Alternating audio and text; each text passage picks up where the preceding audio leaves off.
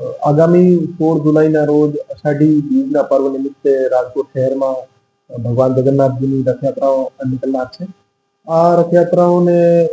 ધ્યાને લઈ માનનીય સીપી સર પ્રદેશકુમાર વ્યાસક અને એડિશનલ સીપી સર ચેતન્ય મંદિર સરના માર્ગદર્શન હેઠળ રાજકોટ શહેર પોલીસ દ્વારા તમામ પ્રકારની તૈયારીઓ પૂર્ણ કરી દેવામાં આવેલ છે. રાજકોટ શહેરમાં આ દિવસે કુલ 5 શોભાયાત્રાઓ રથયાત્રાઓ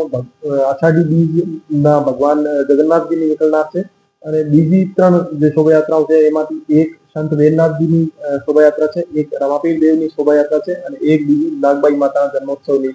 શોભાયાત્રા છે. આમ કુલ 5 રથયાત્રા અને 3 બીજી શોભાયાત્રાઓ રાજકોટ શહેરમાં નીકળનાર છે. આ તમામ આયોજનને ધ્યાને લઈને રાજકોટ શહેરના તમામ પોલીસ સ્ટેશન દ્વારા એરિયા ડોમિનેશનની કાર્યવાહી અને કોમ્બિંગની કાર્યવાહી કરી લેવામાં આવેલ છે અને આની સાથે સાથે તમામ સમાજના આગેવાનો સાથે એકતા સમિતિની મીટિંગ કરી લેવામાં આવેલ છે અને કોન્ફિડન્સ બિલ્ડિંગના મેજર્સ પૂરા કરી લેવામાં આવેલ છે અને પોલીસ સ્ટેશન વિસ્તારમાં જે પણ એન્ટી સોશિયલ એલિમેન્ટ છે એમના વિરુદ્ધ જે પણ પ્રિવેન્ટિવ એક્શન્સ લેવાના થાય છે એ લેવાની કાર્યવાહી અત્યારે ચાલુ છે. આની સાથે સાથે અમારી સાયબર અને સોશિયલ મીડિયા મોનિટરિંગ સેલ જે છે આ તમામ સોશિયલ મીડિયા પ્લેટફોર્મ્સ ઉપર લગાતાર વોચ રાખી રહી છે અને જે પણ ટ્રબલ મેકર્સ છે એના વિરુદ્ધ એક્શન્સ લઈ રહી છે. આની સાથે સાથે ક્રાઇમની ટીમો અને એસઓજીની ટીમો પણ કોઈ પણ પ્રકારનો અનિચ્છનીય બનાવ ના બને એના માટે પ્રયાસરત છે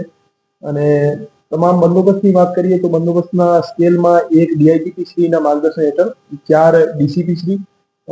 6 ACP Shri, 23 PI Shri, 91 PSI Shri અને 900 કરતા વધુ પોલીસ કર્મીઓ તૈનાત રહેવાના છે અને હોમગાર્ડ, એસઆરપી, ટીઆરબી મળીને કુલ 1800 કરતા વધારે જવાનોનો પોલીસ બંદોબસ્ત આ રથયાત્રાના દિવસે તૈનાત રહેનાર છે અને હું તમામ રાજકોટ શહેરવાસીઓને અષાઢી બીજ પર્વ નિમિત્તે ખૂબ ખૂબ શુભેચ્છાઓ પાઠવું છું અને અમે કોન્ફિડન્ટ છીએ કે આ શાંતિપૂર્ણ માહોલમાં રથયાત્રાનો કાર્યક્રમ પૂર્ણ થશે.